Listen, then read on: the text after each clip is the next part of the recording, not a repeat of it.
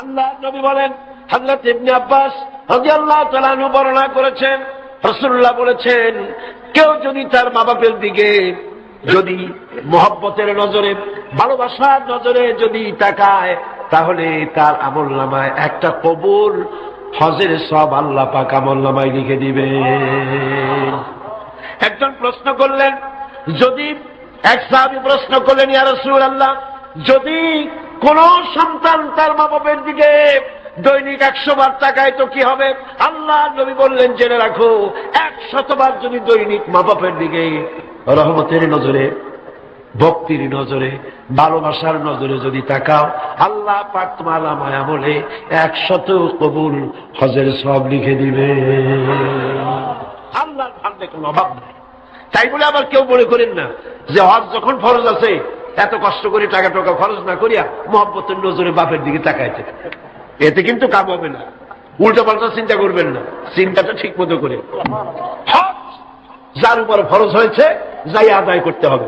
এখানে আল্লাহ পাক সওয়াব দিবেন, এই সওয়াবে আপনার হজ যে ফরজ হয়ে আছে সেই দায়িত্ব কিন্তু আদায় হবে না। আর মা বাবার খেদমত যদি করেন তাহলে আপনার দুনিয়ার ফায়দাটা কি? রাসূলুল্লাহ বলেছেন, আন আনাস ইবনে মালিক রাদিয়াল্লাহু তাআলা قال قال رسول الله صلى الله عليه وسلم من سره أن يمد له في عمره ويزداد له في رزقه فليبر والديه وليصل رحمه رواه أحمد। আল্লাহ নবী বলেন, হযরত আনাস বিন মালিক রাদিয়াল্লাহু তাআলা আনহু থেকে বর্ণিত, আল্লাহ নবী বলছেন, কেউ যদি দুনিয়ায় তার রিজিক বাড়াতে চায়, সম্মান বাড়াতে চায়, হায়াত বাড়াতে চায়, সে যেন তার মা বাপের খেদমত করে। মা বাপের খেদমত যারা করবে, মা বাপের সম্মান যারা করবে, আল্লাহ পাক তার রিজিকে বরকত দান করে দিবেন। রিজকে কোনদিন অভাব হবে না। কবরের কাছে গিয়া, মাজারের কাছে গিয়া বলা লাগবে না, ইয়া খাজা মেরা মতলব কো পুরা কর দে, এটা বলা লাগবে না, এটা বলা লাগবে না।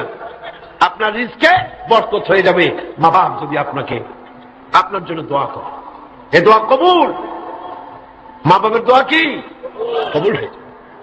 সুতরাং রাসূলুল্লাহ বলছেন, আল্লাহ নবী বলছেন, রিজকে বরকত হবে, সম্মান বৃদ্ধি প্রাপ্ত হবে, অশান্তি হবে না, অসম্মান হবে না।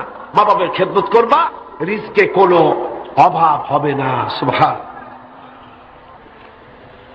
হযরত আবী হুরায়রা রাদিয়াল্লাহু তাআলা আনহু বলছেন, عن أبي هريرة رضي الله تعالى عنه عن النبي صلى الله عليه وسلم قال رغم أنفه ثم رغم أنفه ثم رغم أنفه। আল্লাহ নবী বলছেন, 3 বার বললেন, সে ব্যক্তি অপমানিত হোক, সে ব্যক্তি অপমানিত হোক। কোন ব্যক্তি? قيل من يا رسول الله, কোন ব্যক্তি অপমানিত হোক? قال من أدرك والديه عند الكبر أو أحدهما ثم لم يدخل الجنة। ভালো করে শুনেন, আল্লাহর নবী বলেন, সেই ব্যক্তি অপমানিত হোক। 3 বার বললেন। প্রশ্ন করা হলো, কোন ব্যক্তি?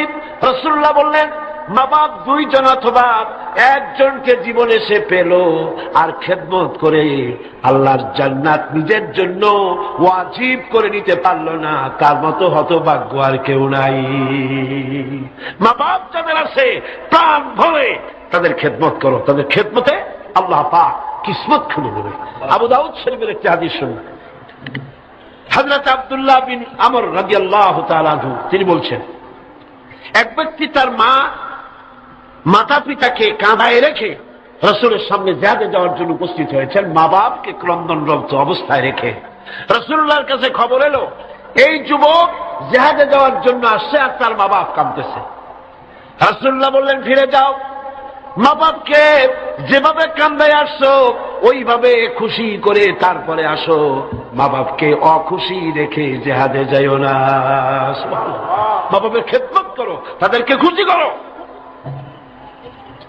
অন্য হাদিসে এসেছে, রাসূল করিম সাল্লাল্লাহু আলাইহি ওয়াসাল্লামের খেদমতে একজন হাজির হয়ে অভিযোগ করলো। একজন হাজির হয়ে সে অভিযোগ করছে, হে রাসূল, আমার মা খুব বদমেজাজের মেয়ে লোক। কে বলছে? এক যুবক বলছে রাসূলের কাছে গিয়ে, আমার মা খুব বদমেজাজের মানুষ। অভিযোগ। প্রিয় নবী তার জবাবে বললেন, হে যুবক, 9 মাস ধরে অব্যাহত ভাবে তোমার মা যখন তোমাকে গর্ভে ধারণ করেছিল তখন তো তোমার মায়ের মেজাজ খারাপ ছিল না। তোমার মা যখন তোমাকে পেটে ধরে রাখছিল তোমার মেজাজ খারাপ ছিল? আরে কি সুন্দর কথা। পেটের ভিতরে একটা জীবিত মানুষ, একটা জীবিত মানুষের পেটের মধ্যে আর একটা জীবিত মানুষ, সে চুপ করে বসে নাই, কেন দিয়ে গুঁতো মারতেছে, হাঁটু দিয়ে গুঁতো মারতেছে। আমার তো মনে হয় যে এই রকমের যদি পুরুষের হইতো, পুরুষের যা মেজাজ খারাপ, দুনিয়া আসার সাথে সাথে ঠ্যাং ধরে আসার মারত যে পেটের মধ্যে বসে এত নড়াচড়া করছি কে। আর মায়ের অবস্থাটা দেখেন, এত কষ্ট পেটে ধারণ করায়, ডেলিভারি যখন করল 10 মাসের পেটে ধরার কষ্ট আর ডেলিভারির কষ্ট, ডেলিভারিতে কত কষ্ট হয় সে কথা আল্লাহ ছাড়া আর কেউ জানে না। এই ডেলিভারি যখন হয়ে যায়, মা যখন হুঁশে এলো, মা প্রথমেই জানতে হয় কি হয়েছে আমারে দেখাও। সন্তান যখন মায়ের চোখের সামনে তুলে ধরা হয়, আমার আল্লাহ পাক বলেন মায়ের 10 মাসের পেটে ধরার কষ্ট আর ডেলিভারির কষ্ট সন্তানের চেহারা দেখার সঙ্গে সঙ্গে মায়ের মন থেকে আমি আল্লাহ মুছে ফেলে দেই।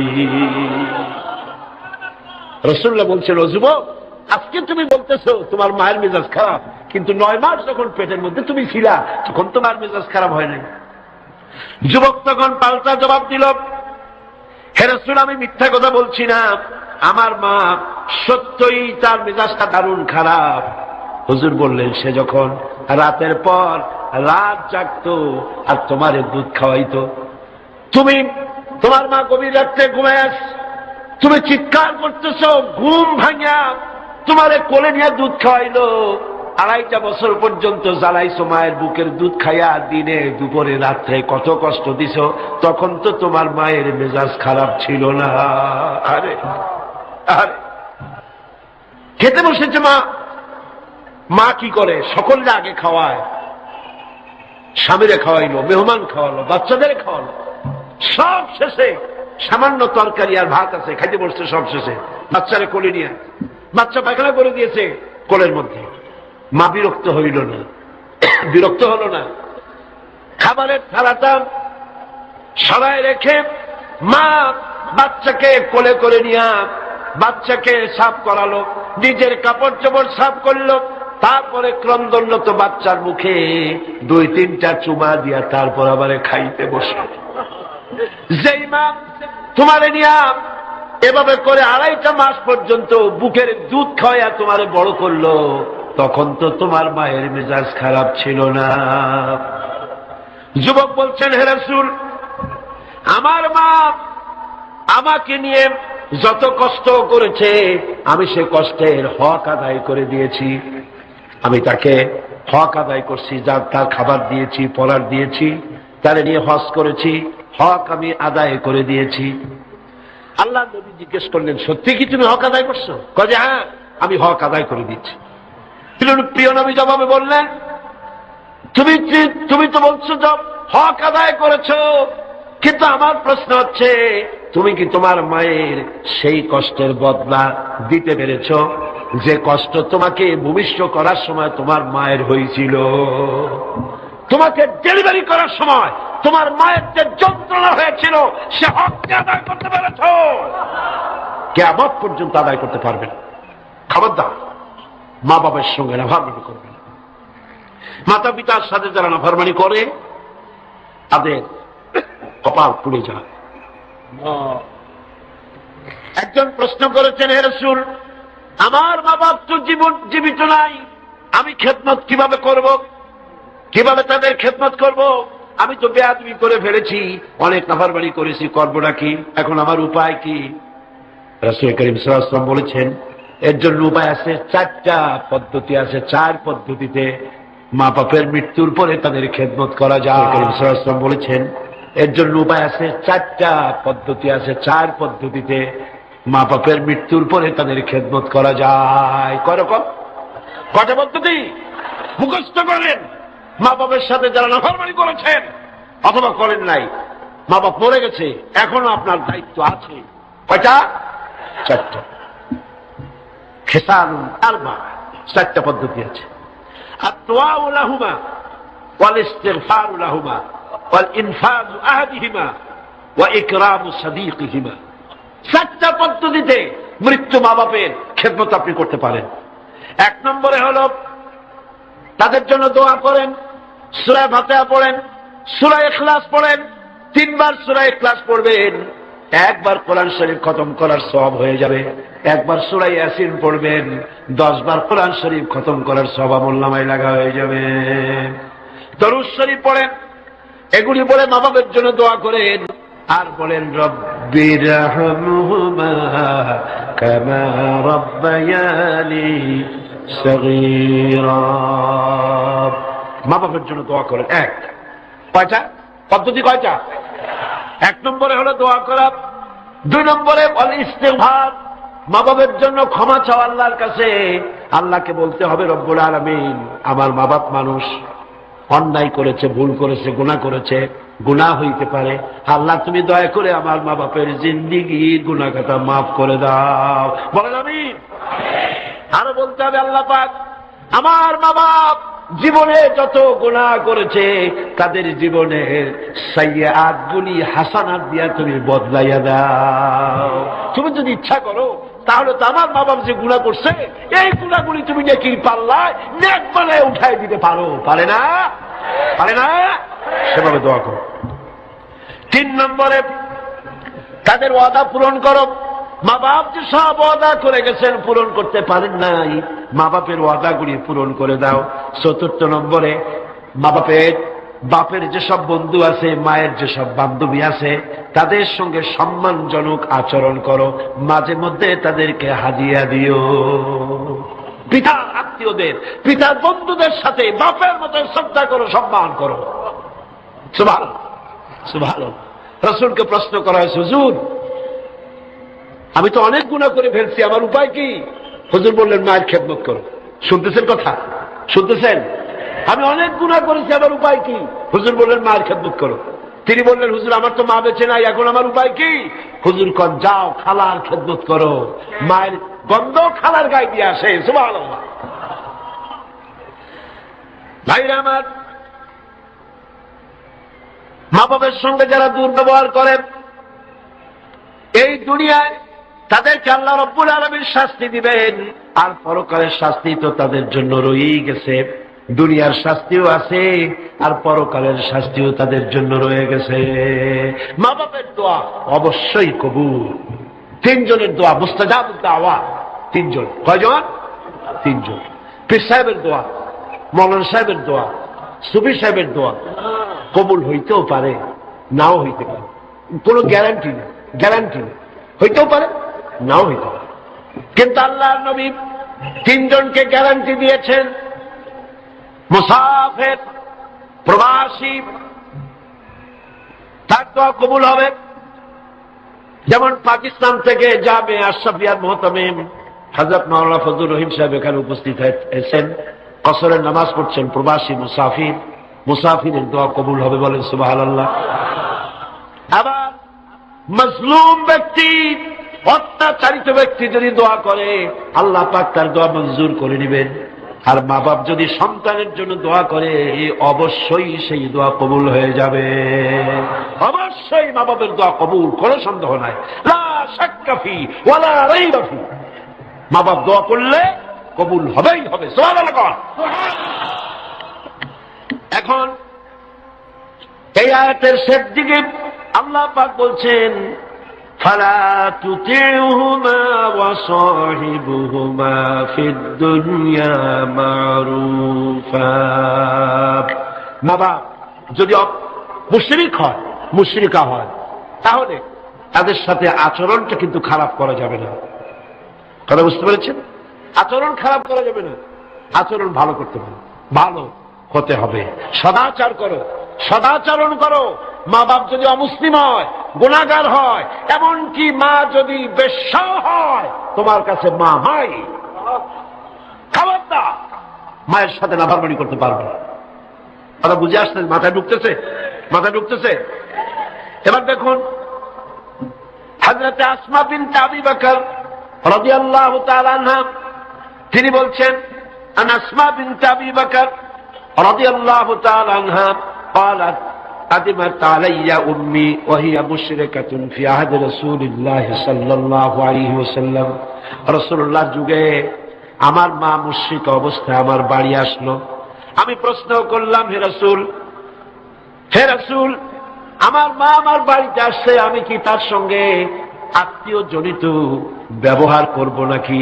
আমার মা হিসাবে তার সাথে আমি সেরকম ব্যবহার করব নাকি? অথচ তিনি ইসলামের প্রতি বেজার, আপনার প্রতি নাখোশ, আল্লাহর প্রতি নাখোশ, ইসলাম তিনি ভালোবাসেন না।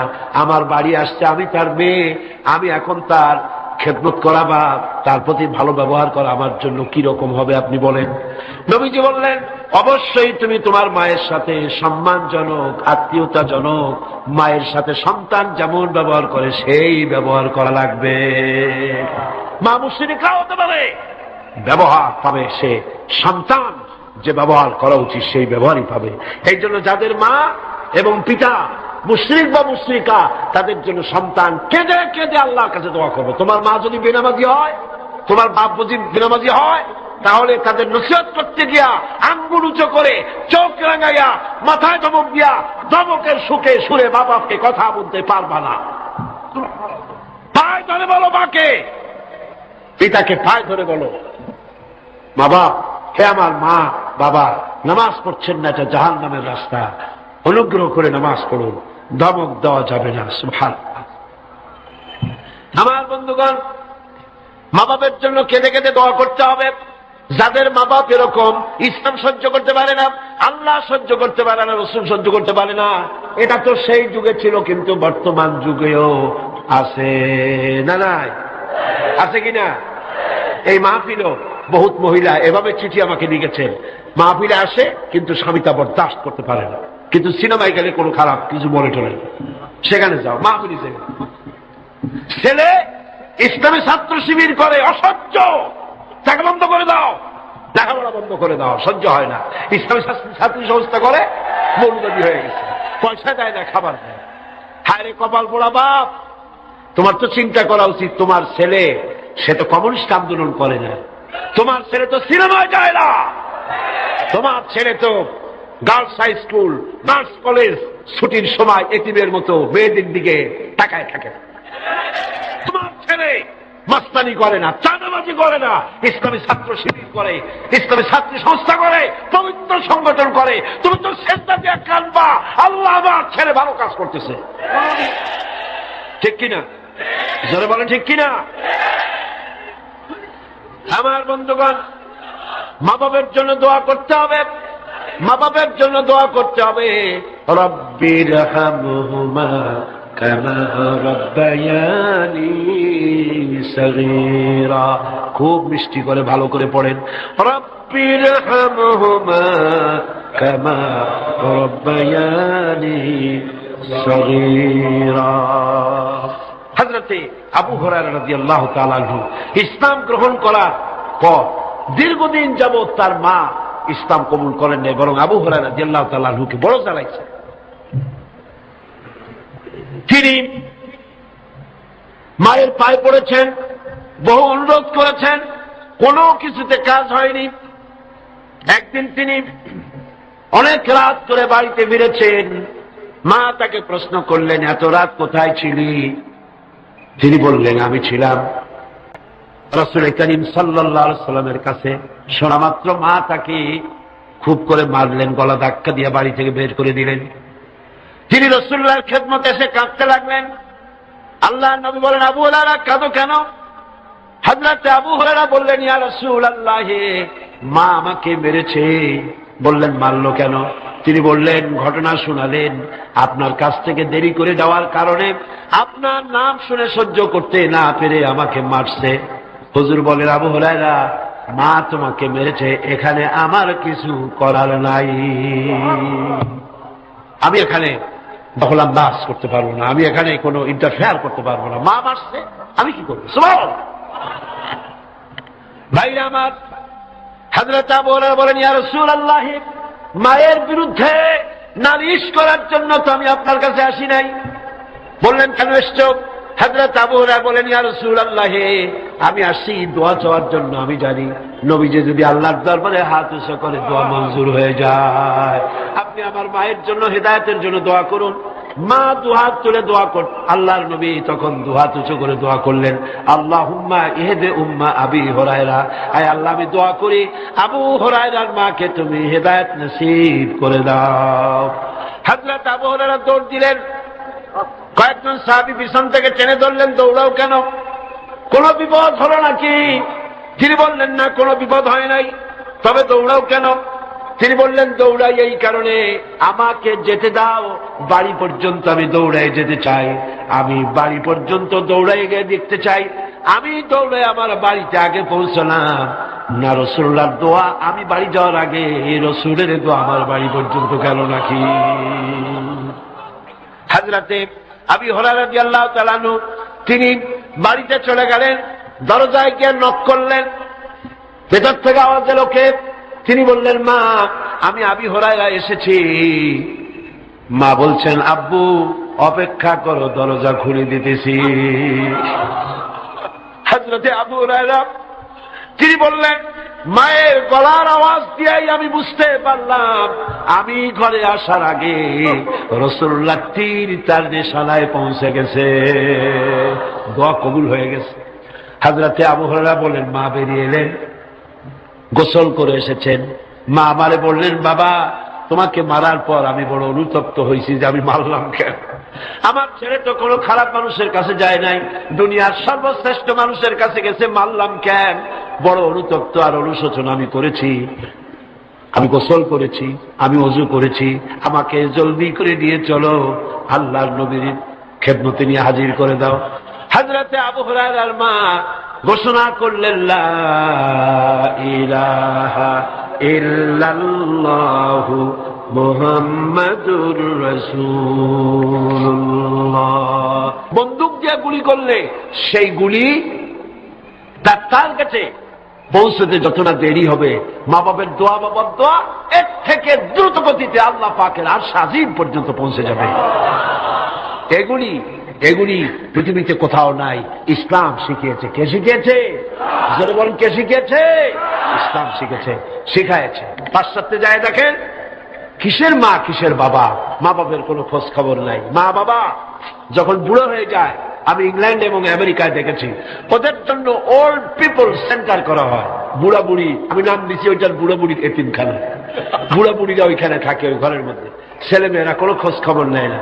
25শে ডিসেম্বর তারিখে প্রতি বছর একখানা কার্ড ছেলে তার বাপের নামে পাঠায়, মায়ের নামে পাঠায়।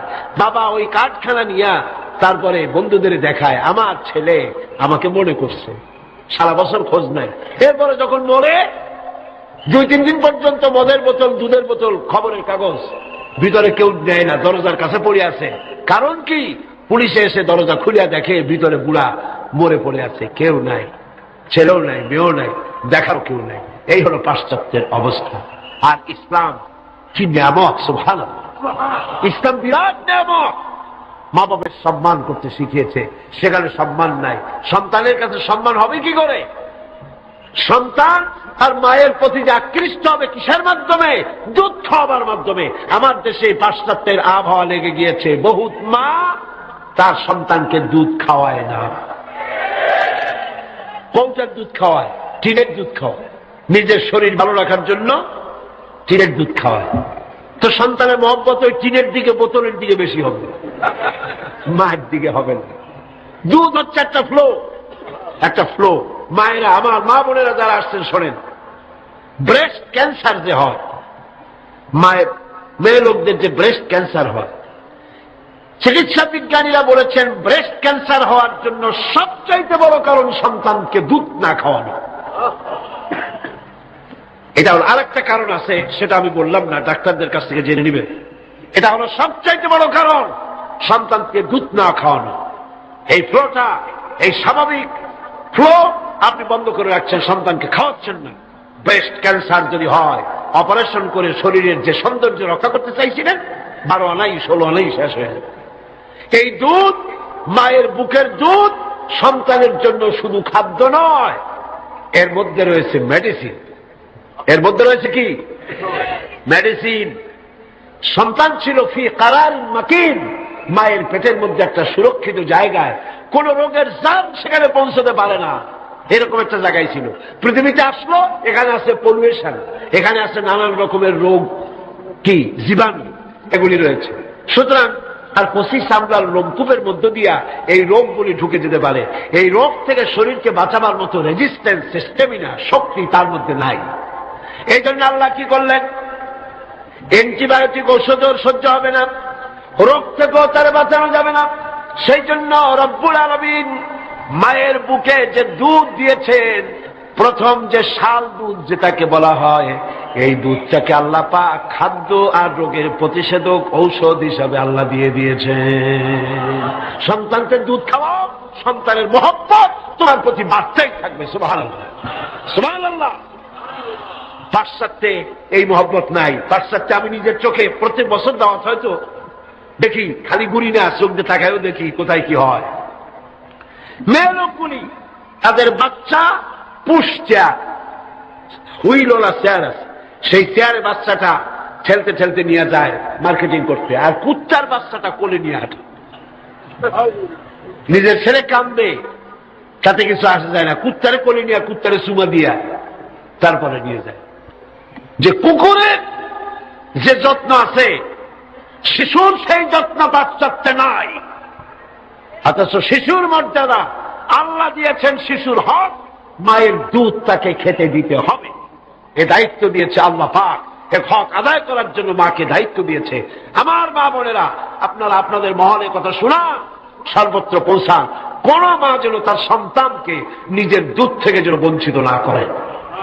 সন্তান রোগ থেকে বাঁচবে, মায়ের প্রতি মহব্বত বাড়বে, ভালোবাসা বাড়বে। এভাবে আল্লাহ পাক বলছেন, তোমার উপরে যদি চাপ, এই মা বাবার খেদমত তো তুমি করবাই, কিন্তু মা বাবা যদি অন্যায় করতে বলে, শিরক করতে বলে, গুনার কাজ করতে বলে, অবশ্যই তুমি সেই গুনার কাজ করবা না। ওয়াত্তাবি সাবিলা মান আনাবা ইলাইয়া, বরং অনুসরণ করবে সেই ব্যক্তির, যে ব্যক্তি আমার পথে পরিচালিত হয়েছে, আমার পথে যে চলছে, আমার পথে যে ডাকে, তার দিকে এগিয়ে আসো। সুম্মা ইলাইয়া মারজিউকুম, আর এরপরে তোমাদের সকলকেই আমার কাছে ফিরে আসতে হবে। কার কাছে? কার কাছে? ফাউনাব্বিউকুম বিমা কুনতুম তা'মালুন, আর এরপরে কিয়ামতের দিন তোমাদের সমস্ত কাজের ফলাফল আমার কাছে প্রকাশিত হয়ে যাবে। মোনাজাত করব, মোনাজাতের পরে আযান হবে, বা জামাত আমরা নামাজ পড়ে যাব ইনশাআল্লাহ। আল্লাহুম্মা আমিন। রব্বানা যালামনা আনফুসানা ওয়া ইন লাম তাগফির লানা ওয়া তারহামনা লানাকুনান্না মিনাল খাসিরিন। রব্বানা লা তুযিগ কুলুবানা বা'দা ইয হাদাইতানা ওয়া হাব লানা মিন লাদুনকা রাহমাতান ইন্নাকা আনতাল ওয়াহ্হাব। হে আল্লাহ তাআলা, লক্ষ লক্ষ মুসলমান নরনারী দীর্ঘক্ষণ ধরে তোমার কোরআনের কথা আমরা শুনেছি। আয় আল্লাহ, তুমি দয়া করে মেহেরবানি করে আমাদের দুরূদ ও সালাম আলোচনার সওয়াব জনাবে মুহাম্মদ রাসূলুল্লাহ সাল্লাল্লাহু আলাইহি ওয়াসাল্লামের রূহ মুবারকে পৌঁছায় দাও। রব্বুল আলামিন, আমরা যারা মা বাপ হারাইছি, যে মা বাপের কথা এতক্ষণ আলোচনা করলাম তোমার কোরআন থেকে, আয় আল্লাহ, আমাদের মা বাপের কবরগুলিকে জান্নাতের টুকরায় পরিণত করে দাও। রব্বিরহামহুমা কামা রব্বায়ানি সগীরা। সবাই পড়েন, রব্বিরহামহুমা কামা রব্বায়ানি সগীরা। হে আল্লাহ তাআলা, সারা জীবন যত গুনাহ করেছি, আল্লাহ তুমি আমাদের গুনাহগাতা মাফ করে দাও। আল্লাহ, এই তাফসীরুল কোরআন মাহফিল কিয়ামত পর্যন্ত কবুল করে নাও। ربنا تقبل منا إنك أنت السميع العليم وتب علينا إنك أنت التواب الرحيم سبحان ربك رب العزة عما يصفون وسلام صغيرا। হে পরবর্তীকার, এভাবে দোয়া করো। মা বাপ, তাদের জন্য নরম এবং বিনীত হয়ে তাদের সামনে অবনত হও। করুণার ডানা বিছায়া দাও। মা বাবার জন্য কি করো? করুণার ডানা বিছায়া দাও, আর তাদের জন্য এইভাবে দোয়া করো, হে আমার রব, আমার শিশুকালে, আমার সহায়হীন সময়, আমার যখন কোনো উপায় ছিল না, পায়খানা করে বিছানায় পায়খানার ভিতরে পড়ে থাকতাম, সাফ করতে আমি পারি না, বলতেও পারি না, আমার ভাষা নাই। শীতের রাতে পেশাবের মধ্যে পড়ে আছি, এত অসহায়, আমি না কাঁদলে কেউ আমার কাছেও আসে না, কথা বলতে পারি না। আমার অসহায় সময় আমার মা বাপ যেভাবে আমাকে স্নেহের করে লালন পালন করেছে, হে আমার মাবুদ, অকৃত্রিম স্নেহ দিয়ে আমাকে যেভাবে লালন করেছে, আয় আল্লাহ, তুমি আমার মা বাপকে তোমার রহমতের করে লালন পালন করো। পড়েন সব আমার সাথে, রব্বিরহামহুমা কামা রাব্বায়ানি সগীরা। সবাই পড়েন, রব্বিরহামহুমা কামা রাব্বায়ানি সগীরা। আমার রব, আমার মা বাবার উপর রহমত করো, শান্তিতে রাখো। আপনারা প্রত্যেক নামাজের মুনাজাতে আপনারা যখনই দোয়া করবেন এই দোয়াটা পড়বেন, মনে থাকবে? মনে থাকবে? খবরদার ভুলে যাবেন। সূরা বনী ইসরাঈলের এই দুটি আয়াতের মধ্যে কয়েকটি শিক্ষা পাওয়া যায়। প্রথম হচ্ছে, মুমিনের উপর আল্লাহ রাব্বুল আলামিন আল্লাহর পরে সবচেয়ে বড় অধিকার করে দিয়েছেন পিতামাতা। আল্লাহর পরেই অধিকার কার? পিতামাতা। আল্লাহর ইবাদতের পরই পিতামাতার সাথে ভালো ব্যবহার করার নির্দেশ দিয়েছেন আল্লাহ পাক নিজে। আর 2 নম্বরে, মাতা পিতা বার্ধক্যে উপনীত হলে তাদের মেজাজের ভিতরে কিছুটা রুক্ষতা আসতে পারে, পারে না? মা বাপ যখন, মানুষ যখন বুড়া হয়ে যায় তখন মেজাজ কি ভালো থাকে নাকি? না না, এক পিড়ি সব বিমারি, একটা রোগী এক বার্ধক্য শত রোগের উৎস। নানান রকমের রোগ ব্যাধি আসে, কানে কম শোনে, স্বাস্থ্য ভালো না, মেজাজ খারাপ, এই জন্য তাদের মেজাজটা একটু রুক্ষ হয়ে যায়। সন্তান তাতে যেন বিরক্ত না হয়, খুশির সাথে বরদাস্ত করতে হবে, এমনকি ওহ শব্দটি বলা যাবে না। সুবহানাল্লাহ, আল্লাহ নিষেধ করছেন বরদাস্ত। অনেক লোক আছে, মা বাবা বুড়ো হয়ে গেছে, আর এই বুড়ো হয়ে যাওয়ার পর বিরক্ত হয়ে সন্তান বলতে থাকে, এই বুড়িটা মরে না কেন, বুড়াটা মরে না কেন? বলেন নাউজুবিল্লাহ, মরে না কেন? আমার বন্ধুগণ, কি করে এই কথা আপনার মুখ থেকে বেরোলো? আপনার কি মনে নাই, আপনি যখন ছোট ছিলেন তখন অসুস্থ হয়েছেন, টাইফয়েড হয়েছে, রোগ হয়েছে, ডাক্তারপত্র তেমন সেকালে পাওয়া যেত না, আপনার কাছে বসে ঘরে বৈদ্যুতিক লাইট নাই, কেরোসিনের আলো জ্বালায়া মা শিয়রে বসে বসে কোরআন শরীফ তেলাওয়াত করে আর চোখের পানি দর দর করে পড়তে থাকে। আখিরি রজনীতে মা দুহাত উঁচু করে রোগাক্রান্ত মৃত্যু শয্যায় শায়িত সন্তানের পাশে বসে দোয়া করে, রব্বুল আলামিন, আমার জীবনের বিনিময় আমার সন্তান তার হায়াত দারাজ করে দাও। যেই মা এমন করে দোয়া করে সন্তানের জন্য, সেই সন্তান বউর কথা মতো অথবা নিজেই মায়ের মেজাজ খারাপ দেখে বলে, বুড়িটা মরে না কেন? আল্লাহ পাক বলছেন, মাতা পিতার মান মর্যাদার দিকে লক্ষ্য রাখো। সূরা বনী ইসরাঈলের আয়াতে এই শিক্ষা পাওয়া যায়, মান মর্যাদার ভিতরে উপরে লক্ষ্য রাখো, কারণ এখন আয় রোজগার করতে পারে না আগের মতো, তাদের অভিমান আসতে পারে, যখন যা প্রয়োজন সন্তানটা দেয় না, বউ একটা ঘরের মধ্যে দাজ্জাল মার্কা, চাইলেও পায় না, নানান রকম অসুবিধার কারণে মান অভিমান হতে পারে, গোসা হতে পারে। আল্লাহ নির্দেশ করছেন, সন্তান তুমি যেন মা বাপের সাথে রাগারাগি করবা না, মায়ের সাথে পিতার সাথে কখনো খারাপ ব্যবহার করবে না। কে নিষেধ করেছেন? বিনয়ের সাথে কথা বলো। আল্লাহ বলছেন, মা বাবার সাথে কিভাবে কথা বলো? বিনয়ের সাথে, নরম সুরে, একান্ত অনুগত খাদেমের মতো কথা বলো। সুবহানাল্লাহ। পিতামাতার অসহায় এবং দুর্বল অবস্থায় তাদেরকে বেশি করে সম্মান করো, কারণ মনে রাখা দরকার, তোমার হাজারো বিরক্তি সহ্য করেছে ছোটবেলায় তোমার মা বাবা, হাজার বিরক্তি সহ্য করেছে। কোলে উঠেছো, ঘাড়ে উঠেছো, পেশাব করেছো, পায়খানা করেছো, বিরক্তি সহ্য করে নাই মা? সহ্য করে নাই? হাজার বিরক্তি সহ্য করেছে। এজন্য আল্লাহ পাক বান্দাকে স্মরণ করে দিয়েছেন, বান্দারে মা বাপের জন্য দোয়া করবে, রব্বিরহামহুমা কামা রাব্বায়ানি সগীরা। এই দায়িত্ব কে দিলেন? কে দিলেন? এখন আপনি যেন দায় সারার জন্য, আল্লাহ দায়িত্ব দিছে বলে আপনি দায় সারার মতো মায়ের একটু কাপড় দিলেন, বাপের একটু জামা দিলেন, 2-5টা টাকা দিলেন, দায় সারার জন্য দিচ্ছেন না অন্তরের মহব্বত দিয়ে দিচ্ছেন? এটা দেখছেন কে? দেখেন আল্লাহ কি বলছেন, রব্বুকুম আ'লামু বিমা ফী নুফুসিকুম ইন তাকুনু সালিহিন ফাইন্নাহু কানা লিল আওয়াবিনা গফুরা। তোমার রব কিন্তু জানেন যে তুমি কি দায় সারা গোছের কাজ করছো না আমার